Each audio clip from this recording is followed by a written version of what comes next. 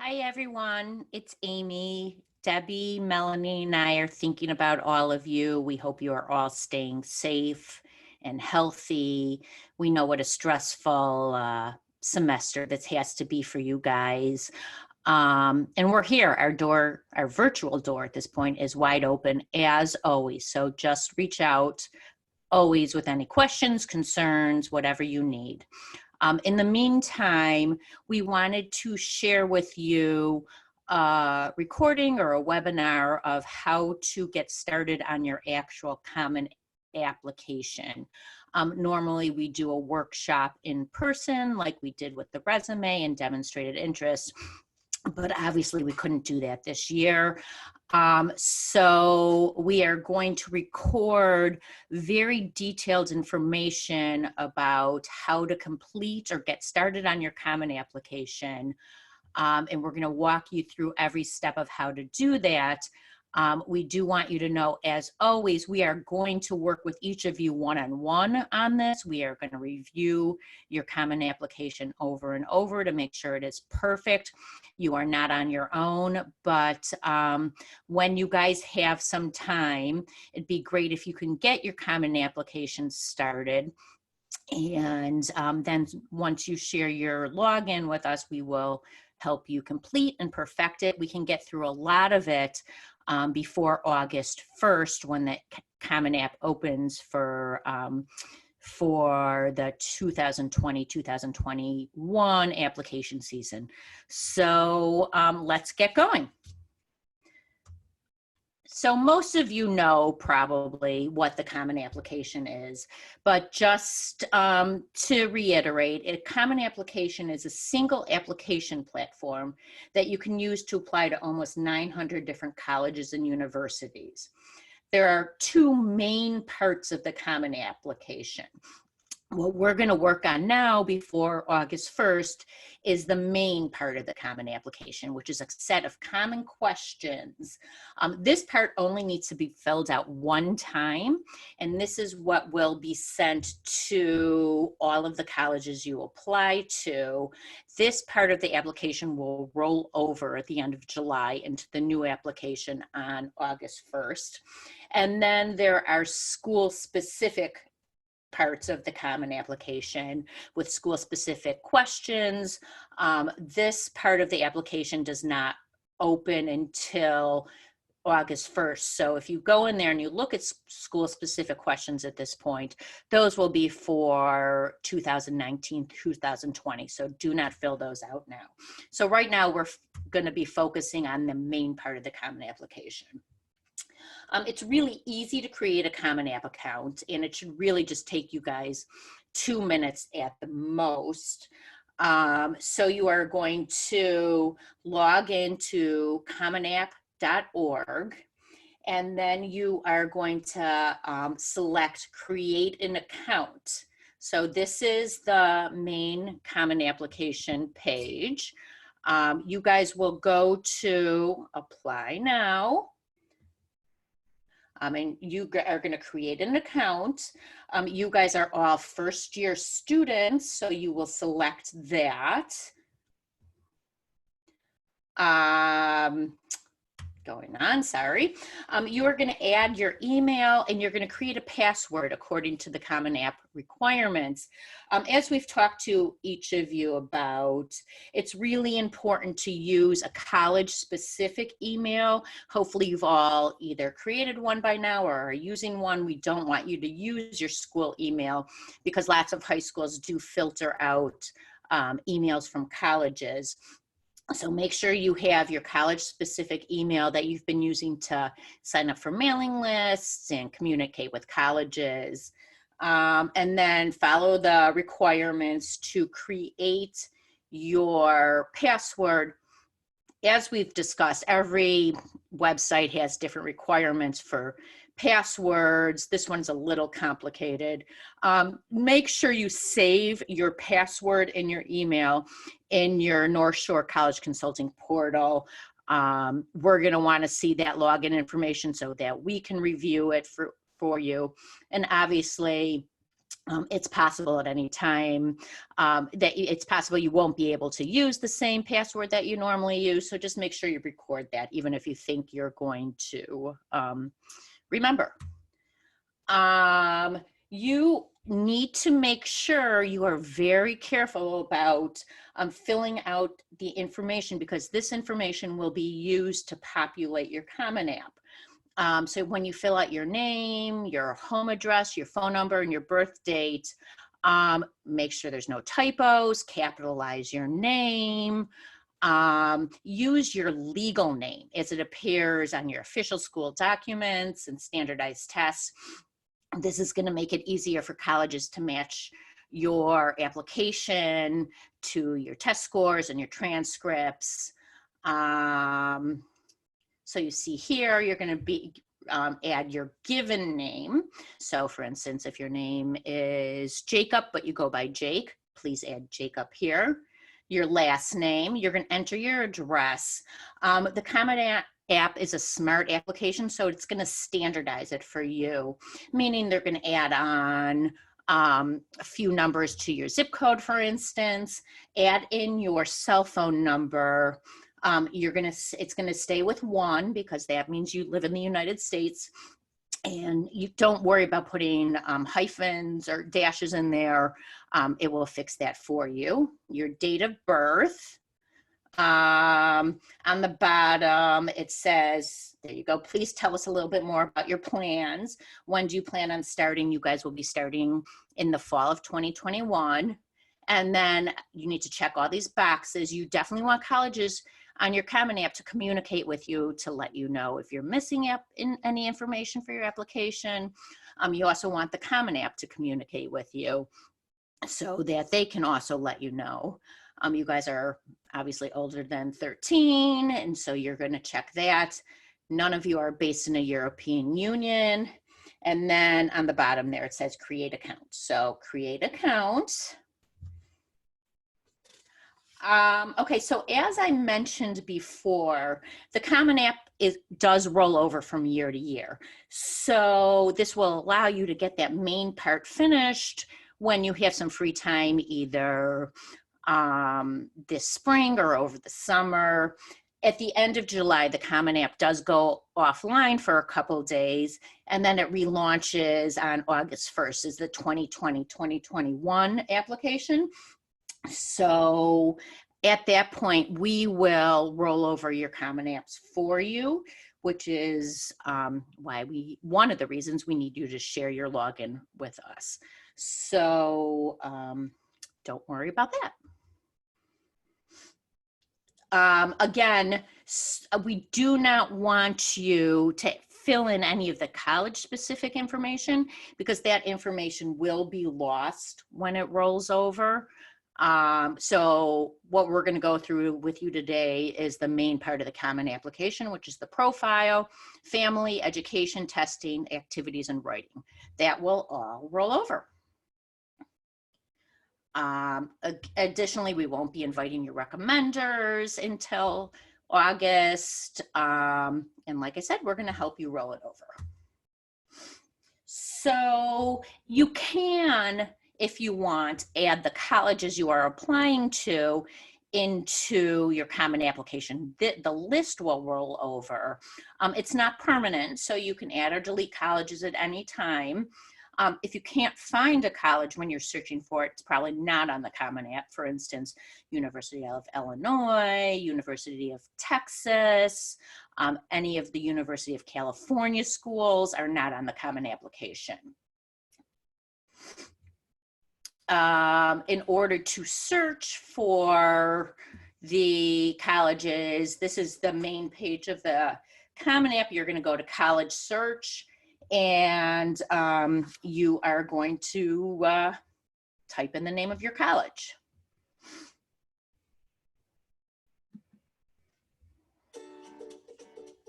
Hi, it's Stephanie from Common App. Let's review how to search for and add colleges to your list. You can search for colleges and add them to your application in the College Search tab. The Application Requirements button at the top of the tab will take you to the Requirements grid. The Requirements grid lists every college that uses the Common App and their specific requirements. You can search for colleges by name or city where they're located. As you type, the search results below will adjust automatically. Use the More Filters button to open more search options. You can search by location, term, deadline, application fee, writing requirements, testing policy, and recommendation requirements. Select as many filters as you want, and then select the Show button. You can sort your results by college name or distance from your permanent address. Use the plus icon to add a college to your My Colleges list. You can add up to 20 colleges to your My Colleges list. Select a college name to learn more about them. You'll be able to see contact information, specific requirements, and more. You'll also find a button to add the college to your list on this page. If you click on the menu icon for a college, you can check out the college admissions information or college website. And that's it. Now that you understand how to search for and add colleges, you're ready to get started.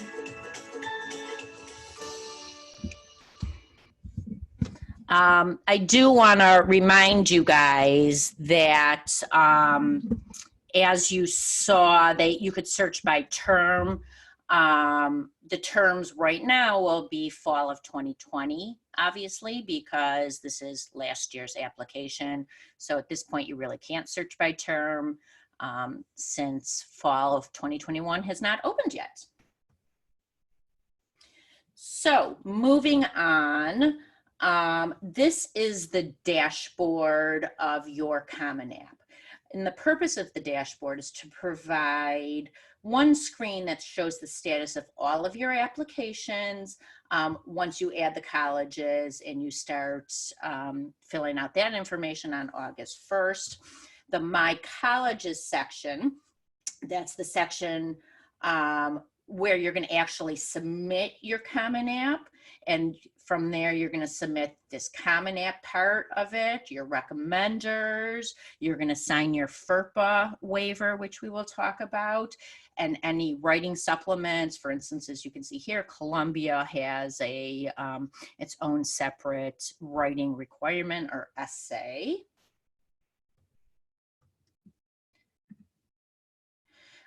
Okay, so this is the Common App tab. This is where we are going to work on right now. This is where you're going to complete the main sections of your application. If you look here, you could see the green check marks. The green check marks show that a section has been complete. So before we submit an application, obviously this entire thing is going to be filled up with green check marks. You could look here and you see the red asterisk. That means a question is required. So you're going to have to fill it out. If you don't, you won't get the green check mark. The Common App saves automatically, no need to save. So you'll just continue from section to section, and you don't really have to worry about losing any of your information. As we discussed before, these are the sections of the Common Application. The Profile section, which is detailed information about you. Family section, which obviously is information about your family. Education section, about your education, high school, any college classes you might have taken. Testing, pretty self-explanatory. Activities section, writing section will be your essay, and courses and grades section, which we are not going to fill out. This is actually school specific. Some schools require it, some schools don't. If you're lucky enough not to have any schools that require it, we don't have to fill that out. And this part will not be filled out until after August 1st anyway, when we know what your colleges recommend. And obviously you're going to need a final transcript through the end of junior year to fill that out. So moving on to the profile section, this is where you're going to provide detailed information about who you are. This is a really important piece of the application because it does provide the college with your basic contact information and personal information. It's so important for you to make sure that all the information is correct, because if it's not, the colleges are not going to be able to get in touch with you. Obviously, we are going to review this with you very closely. However, we haven't memorized all of your exact addresses or phone numbers or even emails. So it's going to be really up to you to make sure if you live at 1674 Lake Avenue, you don't type in 1675 Lake Avenue or something like that. So you're going to add in your permanent address, which is actually, I'm going to move on and we'll come back to that. So we're going to start here with your personal information, your given name. This will already be self-populated from when you registered. Preferred name, again, that will be your nickname. So going back to the Jacob Jake, here's where you will put Jake. Have you used any other names? That would be like legally, if you could be found with a different legal name. For most of you, that will be no. Sex. This is for federal data collection purposes only, and it only allows you to answer male or female. So your answer should reflect your sex, your gender at birth. However, here you do have the option to share more about your gender identity. So we really encourage you guys to be honest and authentic so that colleges really know who you are. So you can articulate your gender here if it is anything different than what you have indicated above, your date of birth. Permanent home address. So that is obviously where you live. Most of you will not have an alternate mailing address. Some will, perhaps if you go to boarding school, that will be your alternate address, or if your parents are divorced and you live in two homes, you could put the second address there. Contact details. So you want to make sure this will again be filled in from when you registered.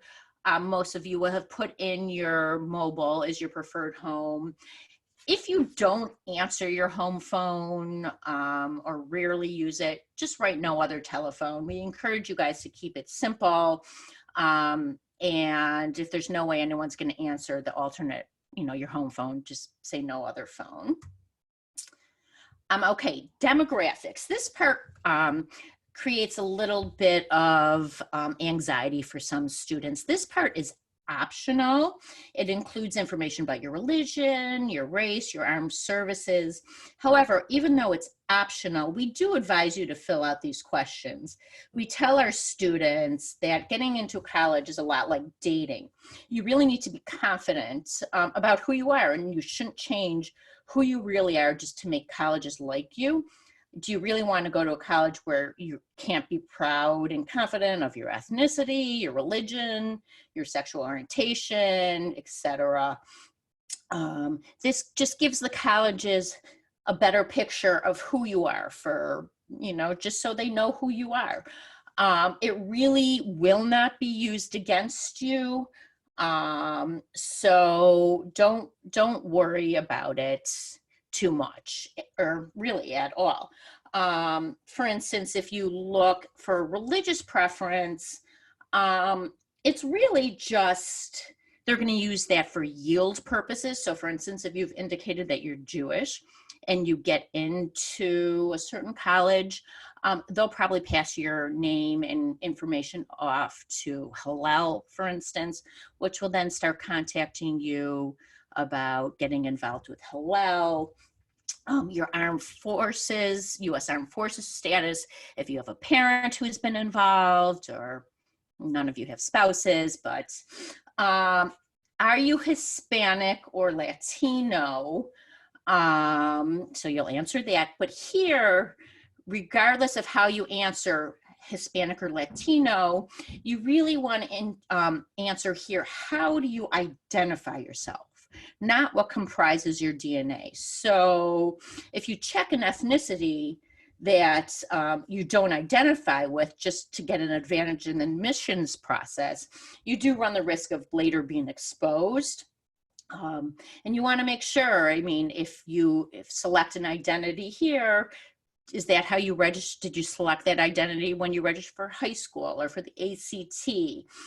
You need to have identified yourself with this ethnic group each and every time you're asked. So if you select white, which describes your white background, that really is just where are your ancestors from.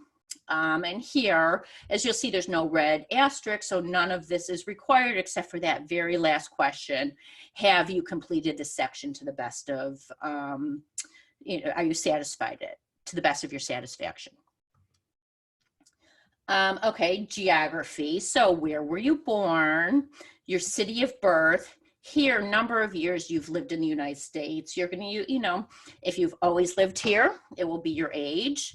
If you've moved out of the country for a couple of years, you'll add that in here. You don't need months. You don't need to be exact, like 3 years, 2 months.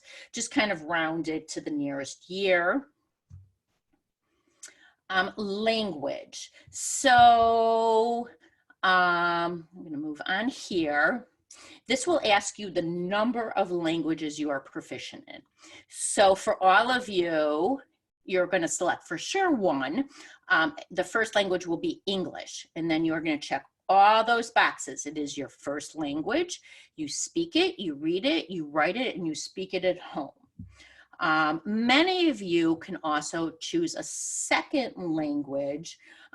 Maybe it's a language you grew up with. Many of you are taking language in high school and have gotten through at least level 4.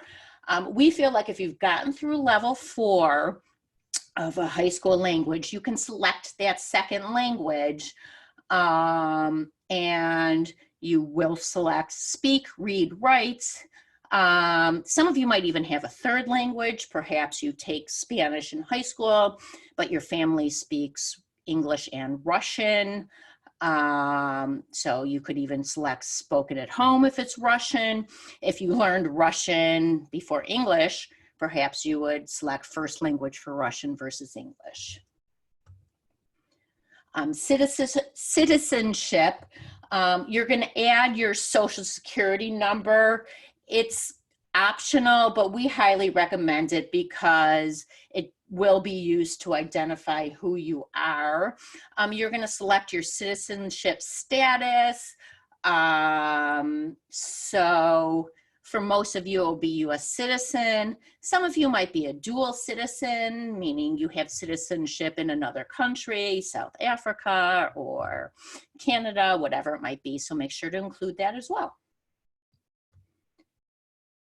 Fee waiver, all of you are going to select no. While some colleges don't charge an application fee, like for anybody like Tulane, or if you apply to a school in Minnesota, that does give you a fee waiver if you are an Illinois resident. That is not financially based. You only select yes here financially. You cannot afford the application fees. This really applies to kids in high school who get free and reduced lunch. So here you could see we now have completed the profile and we have a green check mark, which means we're done. So we're going to move on to family. Okay, your parents' marital status relative to each other. So are your parents married to each other, separated, divorced? You'll check the correct box. You'll see here there'll be a drop-down menu and you'll select the appropriate answer. If they are divorced, you're going to add the year of divorce. We do recommend you'll probably have to sit with a parent to fill out this section to get the most accurate, correct information. So year of divorce, who do you make your permanent home with? You can select both, parent 1, parent 2, both parents. Do you wish to list any step parents? If you have a very close relationship with a step parent or been raised by a step parent, you can absolutely add them. Do you have any kids? I'm assuming all of you will answer no.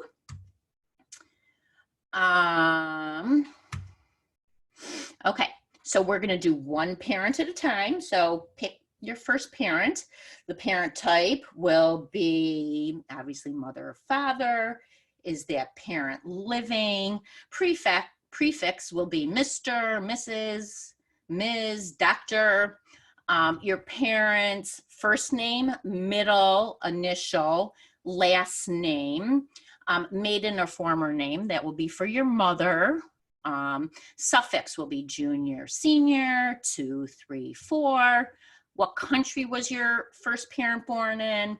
And then the parent one contact information, email, preferred phone, address. Again, it's really important to make sure this information is exactly correct. Your parent's email address. Occasionally, and we know students, high school students, aren't so great at checking their email.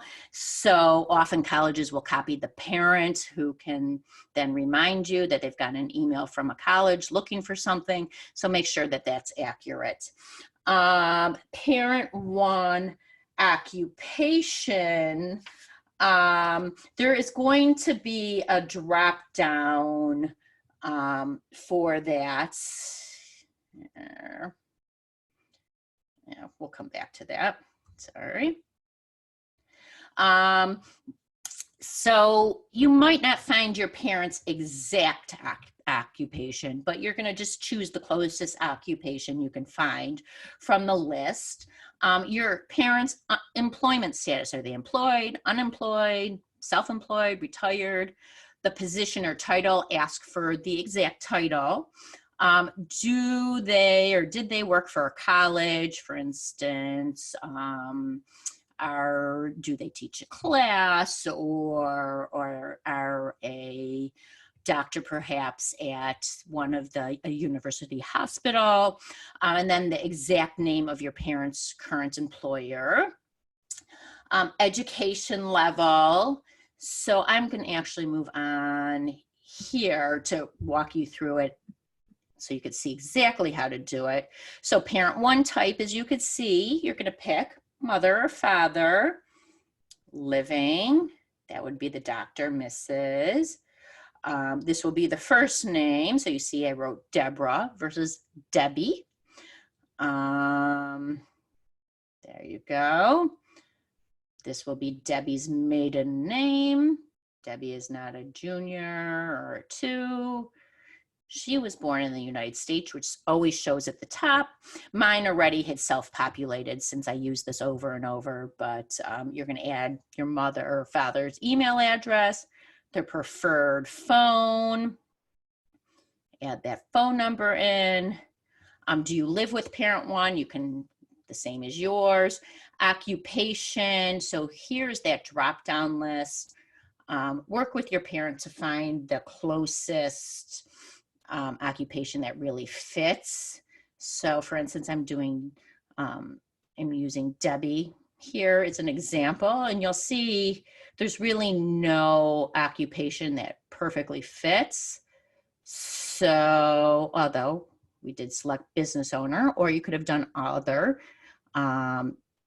Debbie, we put employed. Really, we would have put self-employed, but it shows different information. Debbie's title's independent college consultant. She's never worked at a college. There's her current employer. Okay, education level. Did your parent go to college? Graduate school will include law school, medical school. I'm gonna remove this. Okay, you are going to search for the college name here, and it's going to self-populate. University of Michigan, the one in Ann Arbor. Make sure you select the correct one. So perhaps Debbie went there as an undergrad. She received 1 degree, which was a bachelor's degree. She graduated in 1990. Again, you're going to talk to your parents with this. This is the second college. Again, we just searched, received 1 degree from there. It was master's, MBA, law degree. Again, you're going to select the year and continue.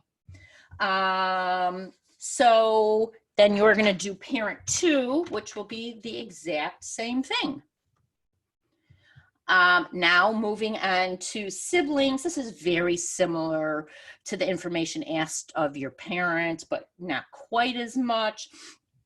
This again will give the college context as to your family story. They want to know if you have a sibling who's in college or has graduated from college. That's going to be important if you are applying to the same college. That will show alumni status. So again, the number of siblings you have, name, age. If you're not sure, ask your parent, not your sibling, so you don't offend anybody. Brother, sister, education level. So some grade school, is your sibling still in grade K through 8? Some high school, or the freshman through senior. Some trade, have they graduated and not gone on to college? Are they in community college? Some college, are they currently in college? Have they graduated? Are they in graduate school? Here are education levels, what we were just talking about. So it'll be from a drop down. Sibling 1 college information will be just like we did with your parent. You're going to search the college, the degree earned or expected. So if your sibling is still in undergrad, the degree expected will be a bachelor's degree. College start date, and the college end date. Again, if your sibling is still in college, it will be the year of graduation. So that may be in the future, which is okay. And it's just going to ask for an estimate, not an exact date, but like a month. So usually college graduations are May or June. So there you go. And then you're going to repeat that for all of your siblings. And here is moving on to the education section. So now we're talking about your education. As I mentioned before, the Common App is a smart application. So because it has your address, when you do the current school, that will be your high school lookup, it's going to already have a list of high schools that are in your area, so that are around you. So you're going to select the high school, obviously, that you attend. Your date of entry will probably August, maybe some of you start in September of 2017, unless perhaps you transferred high school. Obviously, then that's going to be different. And again, no worries. At this point, we're just going to fill this out. You guys are going to fill this out to the best of your ability, and we are going to go through each and every section with you. So if you're unsure about anything, feel free to leave it blank or fill it in however you think, but just make a note of any questions you want to specifically talk with us about. Your graduation date will be May or June of 2021. If you're not exactly sure, your high school will for sure let you know in the fall. So you can select the best answer for now, or just select 2021 and leave the month blank for now. Change in progression. So if you're going to go through high school in a traditional 4-year timeline, no breaks, then you've had no change in progression. But if there's a break, or if you need more or less than 4 years to graduate, you're going to have to explain that in a short essay of up to 250 words, explain the details of the situation, why you might have taken longer or graduated early, and you're going to be honest. Counselor information, go to your high school's website and make sure you have your counselor's name spelled absolutely correctly. In staff directory of your high school website, you can find their email, which you'll probably already have anyway, as well as their phone number, so add that. Your high school counselor's title is usually counselor or guidance counselor, really depending on what your high school calls the counselor. And here, I'm just going to walk you through this specifically. So again, finding school, if you look here, based on my address, these are the schools that popped out, because these are all the schools that are close to where I live. So selected Highland Park High School, and it just automatically fills that out. Entered August 2017. It is not a boarding school. I'm going to graduate in June 2021. If I hit selected, will graduate early, you could see there was a little box there for a short explanation. There's my counselor information. Don't worry about the middle initial. There's her email. So again, relatively easy. The Common App does make it easy for you to complete. Other secondary, which is really high school. So if you've gone to the same high school since 9th grade, the answer is going to be 0. This does not include summer school. So if you go to Highland Park High School, for instance, and went to summer school at Loyola, you're not going to include 2 schools, because that summer school class will be on your Highland Park High School transcript.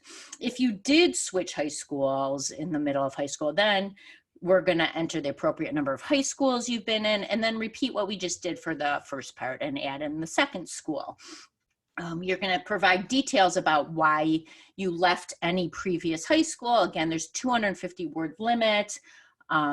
Did you move? Did you want a smaller high school? Whatever it might be. If you left a high school because you did not like it or were unhappy there, it's going to be important to not be critical of a former school. You don't want to claim that your teachers were bad or the students weren't committed. You just don't want to appear negative, even if it was a negative experience. Okay, colleges and universities. So this part causes a little confusion. This is if you've taken any coursework at a college or university, you're going to indicate the number. So that's usually going to be if you've taken a summer program at a college. It could be an online college course. It could be a course from a community college. You don't have to have received credit or even have a transcript from that high school to check the box. AP classes are not considered colleges or universities, so that will not be included in this number. So for the course details, you can choose more than one. Dual enrollment causes some confusion. So for instance, if you're taking accounting and you're getting credit from college credit from CLC, if you are getting high school credit for that class and it's included on your high school transcript, you are not going to include CLC as a college that you have attended. So generally, your dual enrollment classes will not will not count towards colleges or universities. So you'll see here, this is where you can select the type of classes. So dual enrollment, again, that's going to only work if it's does not show up on your high school transcript. A summer program, or if you say you went through the entire math program at high school and you needed to take math at a community college to continue math, that will be there. College one date, so if you do it over the summer, it'll probably be June or July, ending in August. So credits awarded, you are only gonna select yes if it's for classes that are really part of a regular college curriculum. So if you took a macroeconomics class at a college over the summer, yes, you could say you got credit for that. But if you took a study skills class or a life skills class, then that's not really part of a regular college curriculum. You are not going to include that as credit awarded. Start and end dates I just showed you. If it's a community college class, you're taking over the school year, and it's all year. It could be August 2021 to May 2022. Degree earned, that you're going to leave blank because none of you will have received a degree from that program. Okay, moving on to grades and grading system. Come back to that. So most high schools will provide this information to you at the beginning of the year, but graduating class size. So I want you guys to know that every high school website has something called a high school profile. So this is Highland Park High Schools. This bottom one is New Trier's.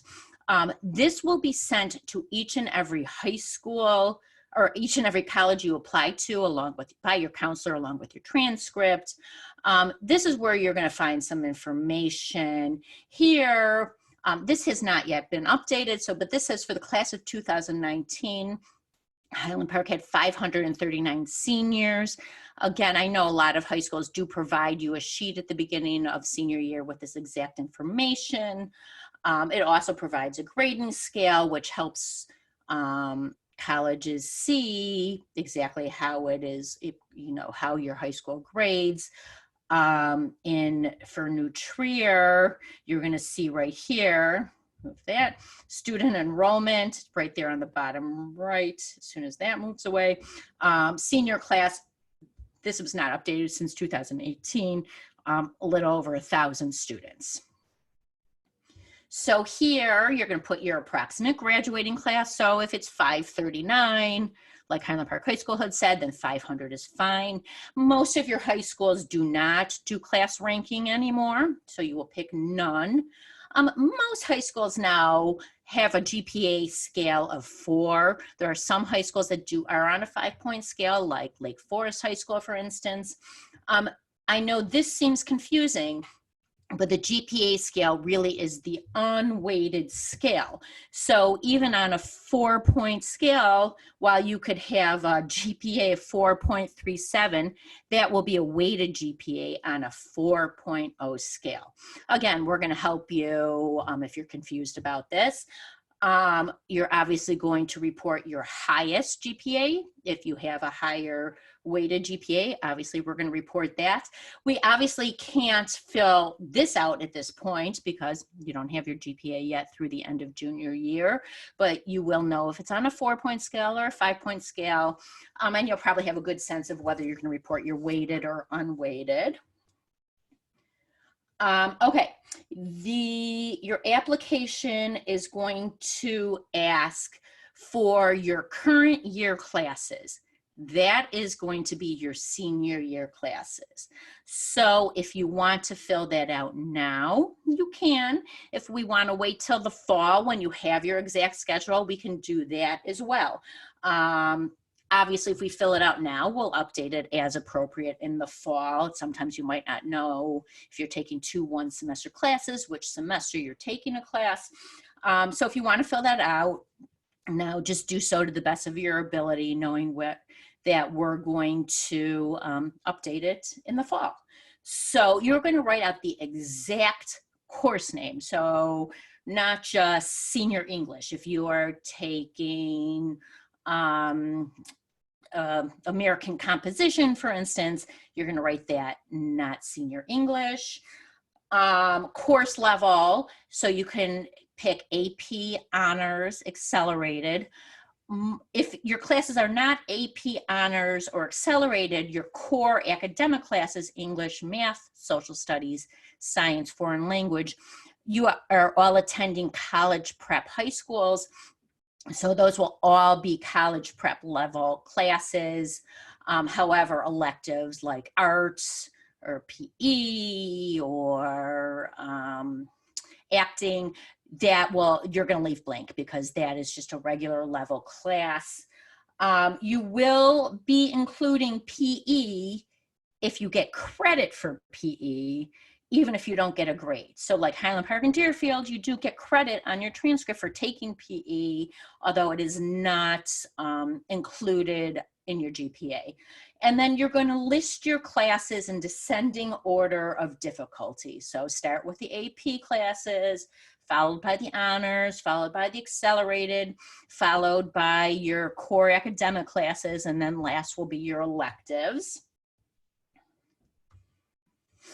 So here you're going to see this is broken into 3 different columns, so I can show you as much information as I can. You're going to count, and don't forget, we're going to fix this. So, don't at this point worry about perfection, how many courses you want to report. So I want you to count out how many classes you think you're taking. For instance, if you see here, if you take AP Econ at a high school like Highland Park or Deerfield, it's a full year class. But the first semester will be macroeconomics, and the second semester will be microeconomics. So that will count as 2 classes. And you're going to see that here you pick first semester for the macro, second semester for the micro. I believe all of your high schools are on a semester schedule, not a trimester. But if not, we'll obviously select the appropriate answer. Many of your classes, probably most of your classes, will be full year.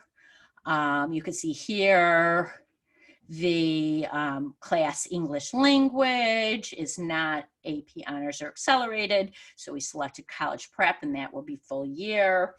Again, we're going to help you through all of this, so we don't want you to stress about any of this. Honors. So this is going to be any honors related to your academic achievements beginning in 9th grade. So this is not athletic honors or extracurricular honors, it's academic honors. For those of you who are working on your resumes with us, that will be included in your resume, so we'll be able to pull that information from your resume. For those of you who haven't started on your resumes with us, it's time to get started, hint, hint. So you will have room for 5 honors. If you have more than 5, and don't worry if you don't, most people don't, you're going to list the most important 5. You're going to list them in order of the most impressive. So national honors, state honors, and if you don't have a national honor or a state honor, you're going to just list your in chronological order. So your most recent first. You're going to want to describe the context of the award if it's not easily known. So for instance, National Honor Society is a well-known honor, so you really don't have to explain that, but perhaps Highland Park High School, for instance, just got rid of Highland Park High School Honor Society and created something called Honor Giant. So that we're going to want to explain. National Honor Society is a little confusing because even though it says National Honor Society, it is really a local award because you receive it through your high school, not nationally. Same with like Spanish National Honor Society. Additionally, everything is Honor Society, not honors, no S, no plural. But again, we're going to catch all of that for you, so no worries. Community-based organizations, that really only includes if you've received free assistance on completing your applications. Again, that goes back to those kids who can't afford to apply to college or the free and reduced lunch. You guys are going to all select 0. Career interests. So I don't want you to worry too much about this. Although it does depend on where and what major you're applying to. So for instance, if you are applying to a business school or a nursing school or an engineering program, obviously then you're going to want to pick a specific career interest. However, if you're not sure, you can select something that you think you're interested in. Nobody's going to hold you to it. Or you can select undecided. It's totally fine. The nice thing about the common application is we can change it from college to college. So if you're applying to a business school at one school and an economics major at another school, we'll change that if it's appropriate. And then the highest degree you intend to earn, this really won't impact anything. Be honest, if you have no clue, you can say you don't know. This is not anything to worry about. Okay, testing. So especially this year, this section creates a lot of tension for students. Obviously, we're not going to be able to finalize this section yet because many of you are currently still testing. The nice thing about the Common App, though, is it does allow you to super score your test scores. So if we choose to self-report your scores, all you have to do is report your high section scores from each test date, which is very nice. We also might decide together not to report your test scores at all, and that's okay. We're going to do this on a case-by-case basis, on a college-by-college basis. We're going to work with you to figure this out. Even if we do self-report your scores, some colleges are still going to require us to go to the ACT or College Board website to send your official test scores. But again, this is something we're going to work on together. As you all know, more and more colleges are going test optional, at least for next year. So we might include your scores for some schools and not include them for others. Again, don't worry about it. We're going to help you figure it out. At this point, don't feel like you have to figure out this section or fill out this section. What we would like you to do is really just send us a breakdown of all of your tests taken to date, including the section scores. So send us copies of your ACT reports, your SAT reports, if you've taken SAT subject tests, AP tests, including those that you're going to be taking in the future. Just send all of that information to us and we will get it filled out. You're going to see here, this is just three columns of filling this section out. Just want to show you kind of how it's going to look. So in this case, yes, we've chosen to self-report scores.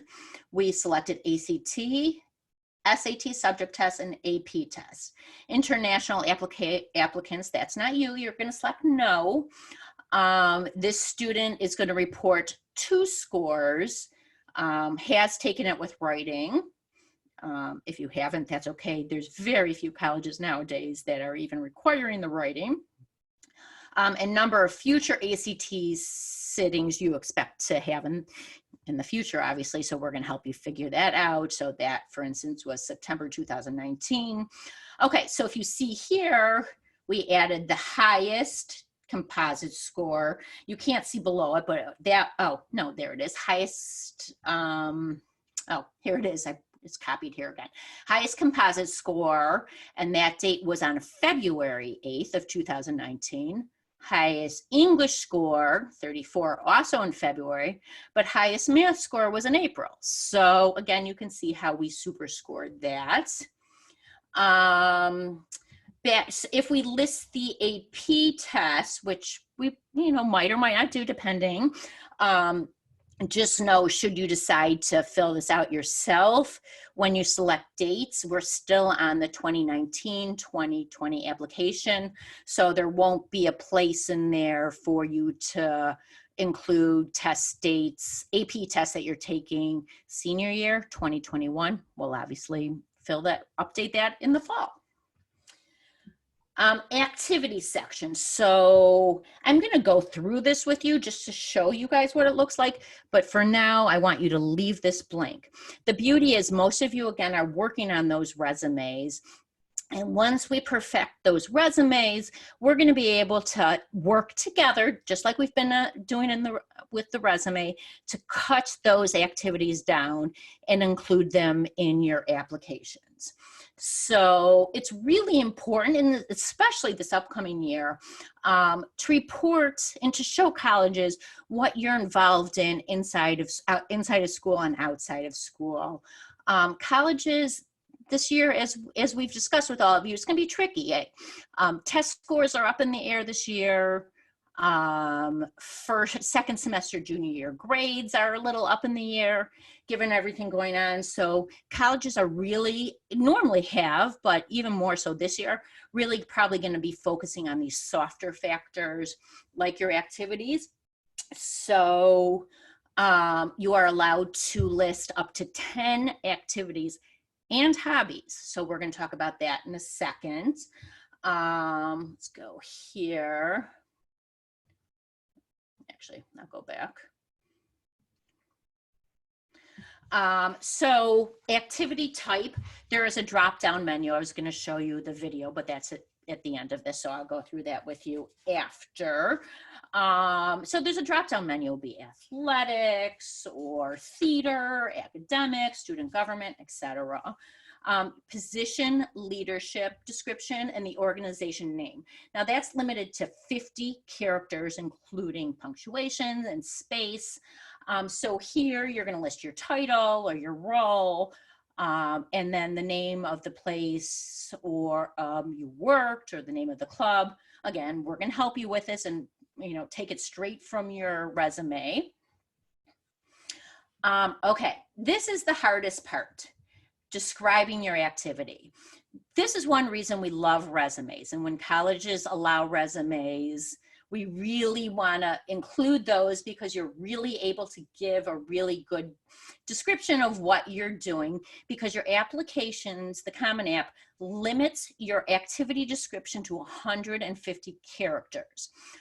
So you guys all probably tweet, as you know, so a tweet is 280 characters. So this description is about half of a little more than half of a tweet. But you'd be amazed at how much we can really get across in 150 characters. And that is what we are going to work very carefully on. This is a section that we like to work on slowly and have ready to just paste into your application before we apply, because it's a really important piece of the application. We want to really take advantage of those 150 characters. So you are going to we are going to list your activities in descending order of importance, but we're going to try to group together like activities, whether it be community service or athletics or theater.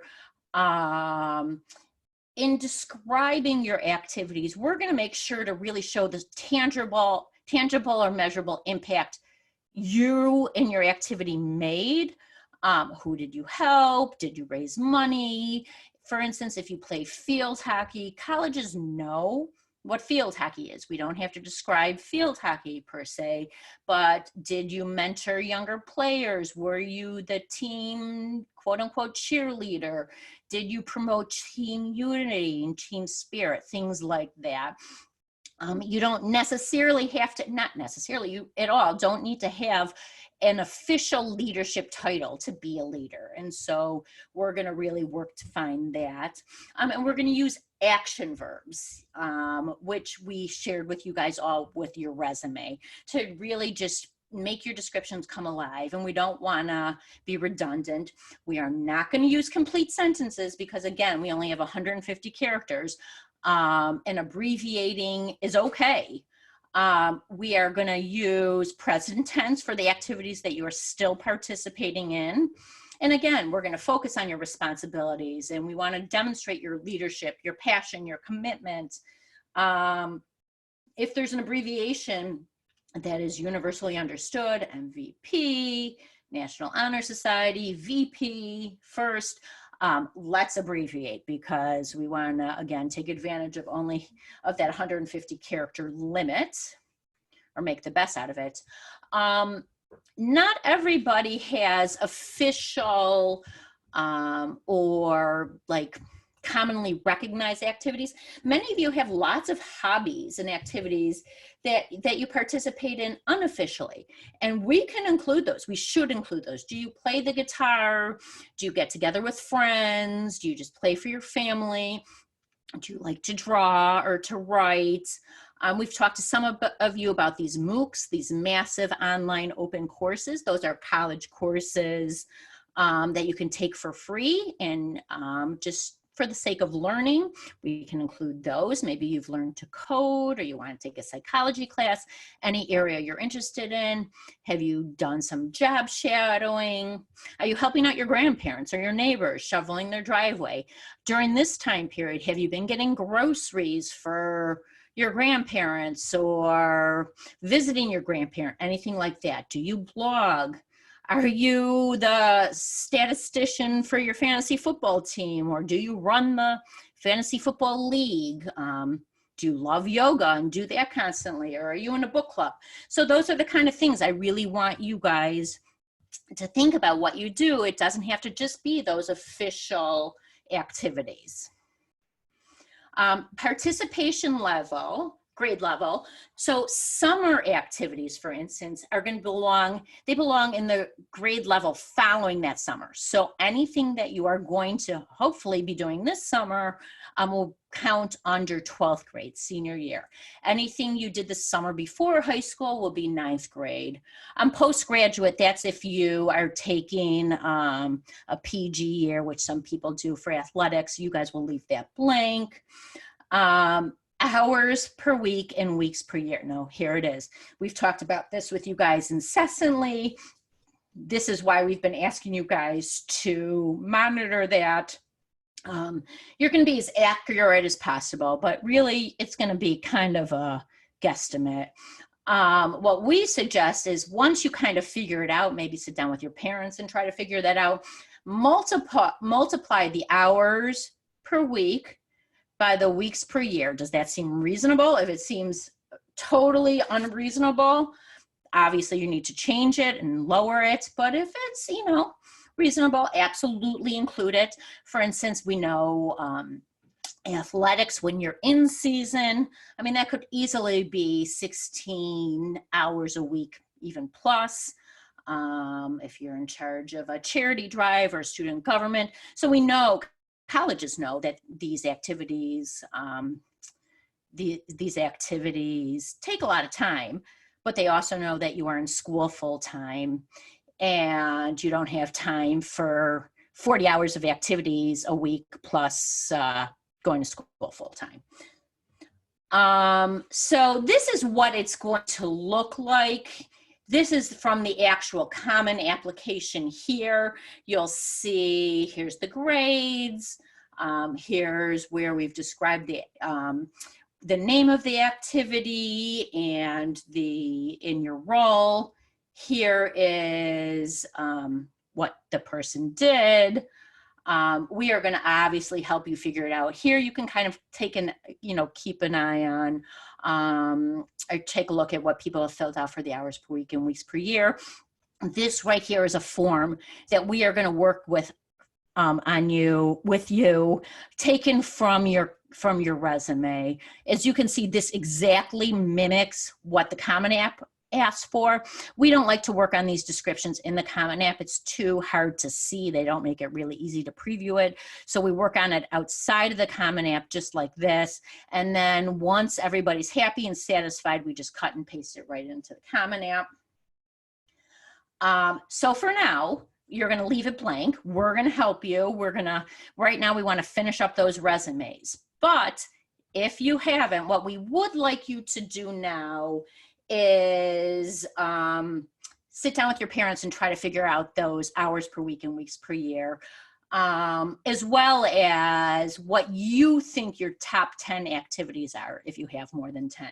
And most of you won't, but if you do, maybe with your parents, I want you to prioritize what you think are your top 10. And again, just try to come up with the hours per week and weeks per year, and just jot that down somewhere. Okay, the personal essay. So many of you have already started working with an essay coach on your personal statement, which is great.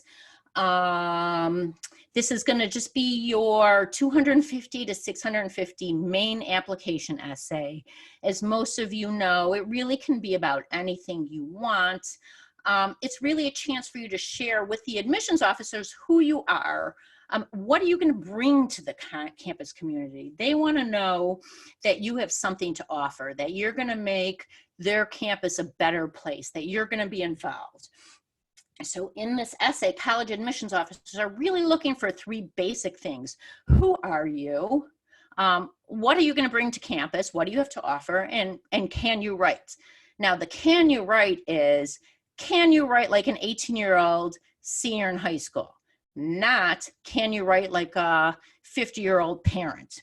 College admissions officers know when an essay is not written by a student or is really been changed a lot by a parent.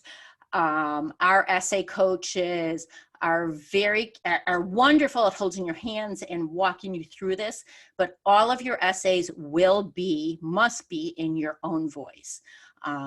For instance, if there's a word in your essay and we ask you what that word means, and you can't define it for us, we're going to ask you to take that word out. These are the Common App prompts. They are the same as last year, actually, as the last 2 years. Again, you don't really have to worry too much about the prompts. We often suggest that you brainstorm your topic first and then pick the prompt after. But if you see down at number 7, that's share an essay on any topic of your choice. This says it can be one you've already written. We don't want that, but it really will allow you to write on almost anything. So in writing your application, and again, you're going to work with your essay coaches on this, but we want you to really think and brainstorming that topic. Is there something that's so central about you that your application is going to be missing something if you didn't share it? Have you done something that makes you so proud, or that made you feel like you were really growing up, or that shows you really made a change in society, or even just a change in your family or with your friends? It does not have to be, nor probably should it be, a major topic. None of you have cured cancer, or solved world hunger, nor does anyone expect you to. But what makes you unique? Have you failed at something? And if so, what did you learn from that? I mean, it's okay to fail. Everyone fails. But if you've learned a lesson, if you've become a better person, that's a good thing to write about. Did you stand up for something against what the crowd believes in, if because you thought it was important? That's a good topic. We are going to want to avoid overused or cliche topics. The coronavirus and/or your quarantine, that's a tough one. Generally, we don't want you to write about it. Everybody, sadly, is quarantined. Everybody's life has been turned upside down. Everybody's sad. Everybody's missing out on their second semester activities.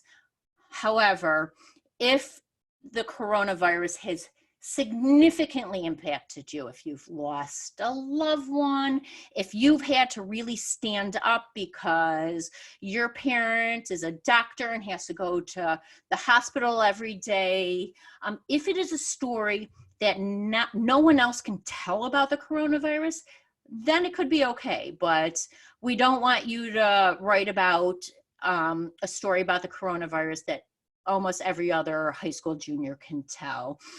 Same goes with winning your big soccer game or field hockey game, the dance competition, because anyone on that team could pretty much write the same story. Did you do a service trip to a foreign country? That's pretty cliched and overused. Were you the captain of the color wars at your overnight camp? Again, very overused, very cliche. Discussing a health or a physical disability or a learning difference.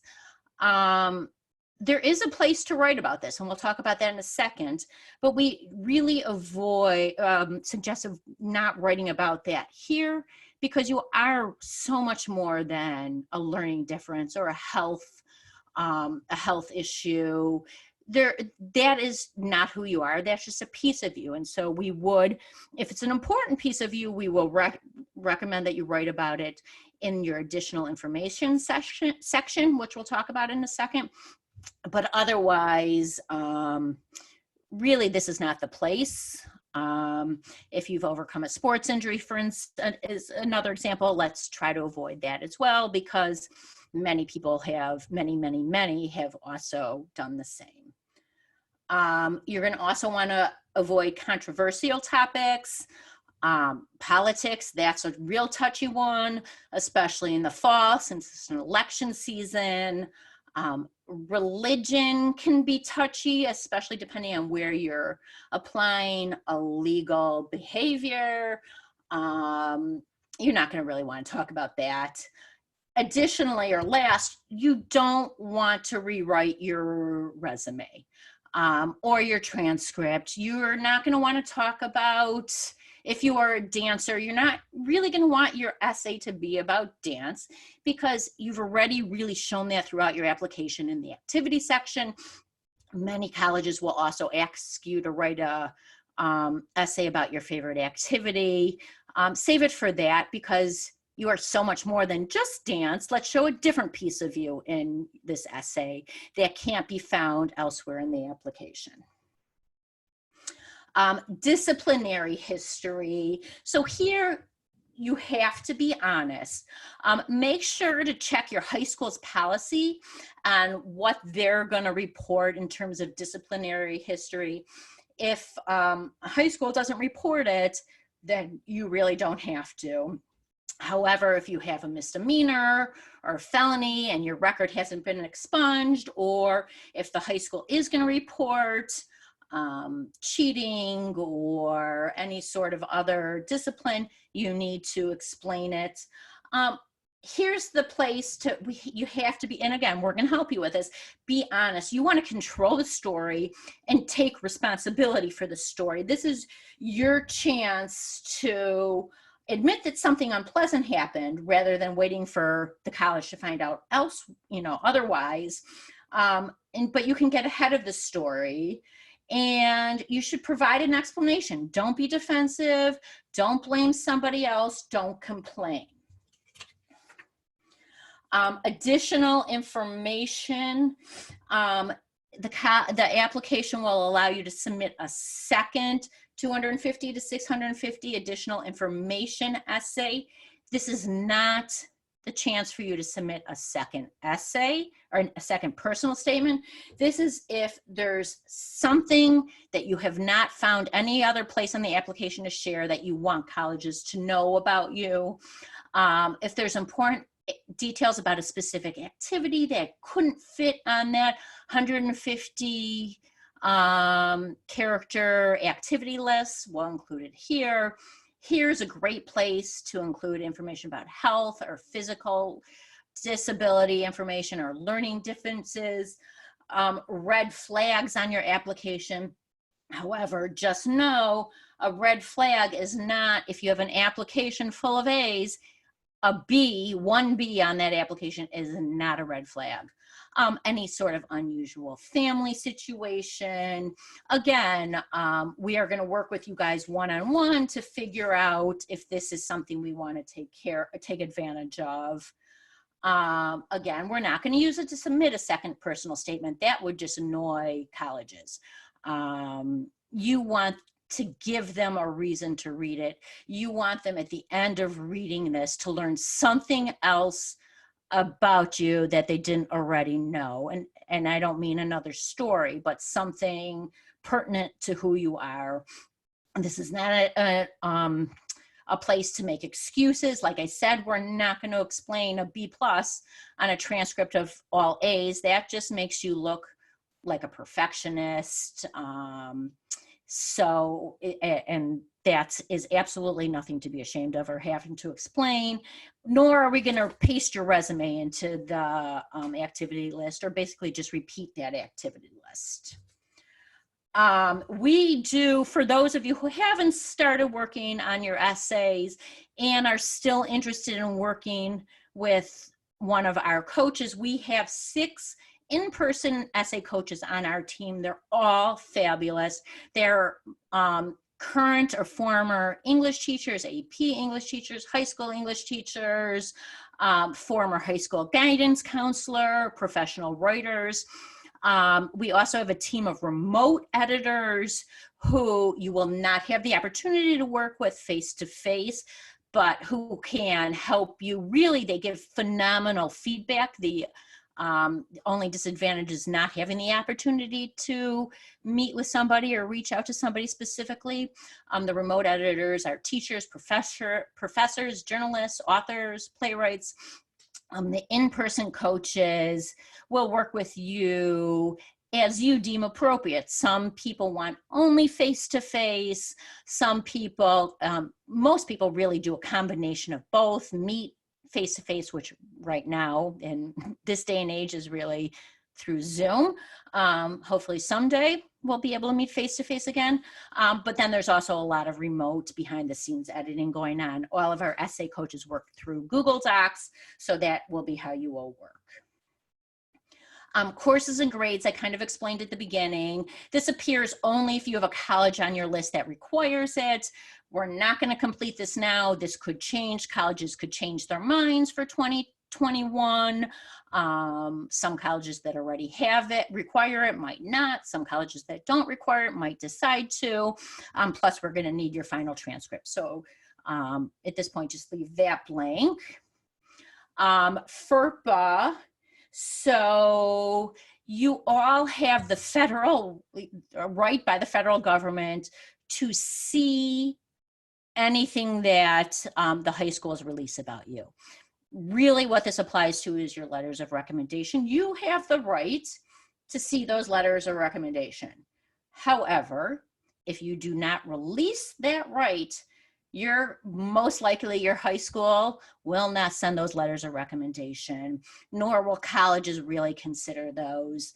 Colleges feel and know that if you have a right to see a letter, that the letter writer might not be completely honest. What we have found is that if a teacher feels that he or she cannot write a good letter of recommendation for you, he or she will not agree to write it. So you don't have to worry that a bad letter of a really negative letter of recommendation will be sent. However, as we've talked about, it's really important to get to know those teachers, especially now. Make sure you're reaching out, make sure you're participating, all of that. Again, we're gonna wait until August 1st to do this. This just shows the FERPA form. We're going to do this with all of you. You're acknowledging that your high school can release your letters of recommendation, your transcripts.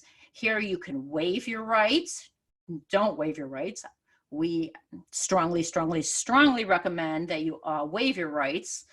And then you understand you can't change your mind once you do that. This is part of the common application where we are going to invite your teachers, invite your counselors. Some of your applications will allow other letters of recommendation, and they could decide who those can be. It could be a coach or an employer. Every college has different requirements or rules for that. Some don't allow any other letters of recommendation. So for all of you, a majority of your applications will be on the Common App, and that is what we want to focus on now. There are other application platforms, some of you are going to have to use. For instance, the Coalition app. If you apply to Maryland or University of Washington and Washington State, those two schools only accept the Coalition app. Schools like Illinois and Texas have their own specific applications. There's a My Texas application. But if you've already filled out the Coalition app for another school, we'll submit them to Illinois or Texas. Otherwise, we'll just use those school-specific applications because they're much easier. If you apply to one of the University of California schools, they have a separate application system. Again, the Texas, if we're not doing the Coalition app, we would prefer to use the Apply Texas, Georgetown, MIT. Again, we're going to work with all of you on this. But the nice thing is once we have the Common App completed, we're going to be able to just pull the information from the Common App and put it into these different application platforms. So I want to once again remind you, you are not on your own here. This is just really detailed steps on how to get started. We want you guys to fill this out to the best of your ability. By no means do we expect perfection. By no means do we expect that you're going to have it 100% complete. We are probably going to annoy you how many times we actually review this and go through this with you. But this, once you get it started, then we can move forward and really perfect it and make sure everything looks amazing and really highlights who you are. So get started. As always, reach out to me, to Debbie, to Melanie, whoever you work with. We are here. We will help you get started if you need. Share your login with us. We can schedule a Zoom appointment. We can just review it once you've gotten started. Whatever you are most comfortable with. We will obviously be in touch with each and every one of you to work on this. At this point, we know AP tests are coming up, so we're probably going to leave you guys all alone until after that. But then we'd like for everybody to get the main part of the Common App complete before August 1st, which will allow us, after the college-specific essays are released on August 1st, which will then allow you to just have to focus on that, and will hopefully make your fall much easier, much less stressful. We are here. Let us know if you're interested in working with one of our essay coaches. Good luck. You guys are amazing. And we know you can do this, and reach out with any questions. Stay safe, everybody.